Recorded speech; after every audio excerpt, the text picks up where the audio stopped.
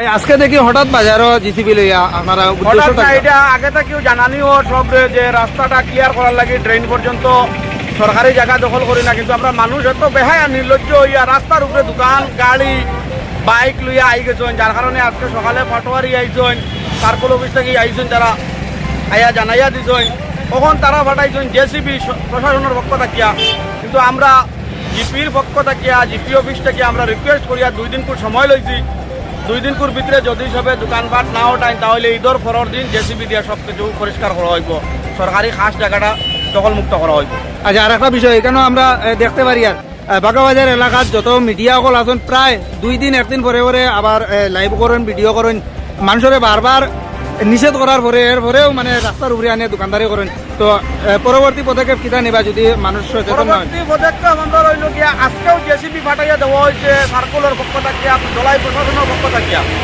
কিন্তু আমরা জিপির পক্ষ থাকিয়া ঈদ উপলক্ষে, ঈদের বাজার উপলক্ষে আমরা 2 দিন করে সময় নিয়েছি।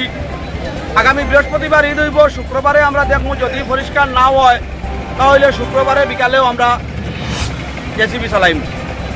তো এখানেও দেখা পাত্রা মানে জিসিবি উপস্থিত যে বাজারের সাইড যেগুলো আছে এই সাইডগুলো কিন্তু পরিষ্কার করার লাগিয়া প্রশাসনের তরফ থেকে এই জিসিপিটা দেওয়া হয়েছে। এরপরেও মানে জিসিপি জায়গা থাকা অবস্থায় এরপরে আমরা বাগাবাজার জিপির পঞ্চায়েত বডি যেগুলা যারা আছেন পঞ্চায়েত বডির তারা সম্পূর্ণ মানুষ কিন্তু এখানে উপস্থিত থাকার পরেও মানুষ কিন্তু এখনও সচেতন নাই।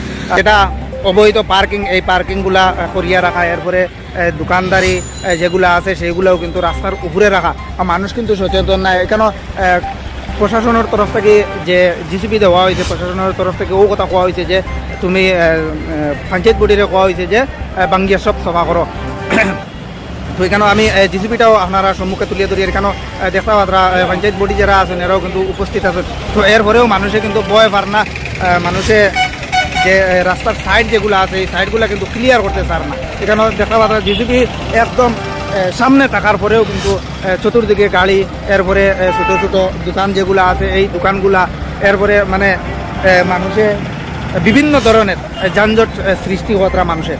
সেখানেও যদি কোনো না কোনো সময় এরকম ভাঙ্গা হয় তাহলে এখানেও পঞ্চায়েত বডি বা প্রশাসনের কোনো দায়ী হইতা না। পঞ্চায়েত বডি কইন আপনার বা প্রশাসন কইন কোনো দিকেও দায়ী হইতা না। কারণ হইল কি বারবার সচেতন করার পরে, বারবার লাইভ করার পরেও, বারবার নিউজ করার পরেও কিন্তু মানুষ সচেতন নাই। মানুষে অবৈধভাবে পার্কিং করিয়া রাখা, গাড়ি অবৈধভাবে দোকানদারি সব কিছু মানে রাস্তার উপরে লই আইছে। যার কারণে আজকে প্রশাসনের তরফ থেকে এই জিসিপি যেটা আছে এই জিসিপিটা দেওয়া হয়েছে যে চতুর্দিক বাজারের চতুর্দিক বাঙ্গিয়া সভা করার লাগে।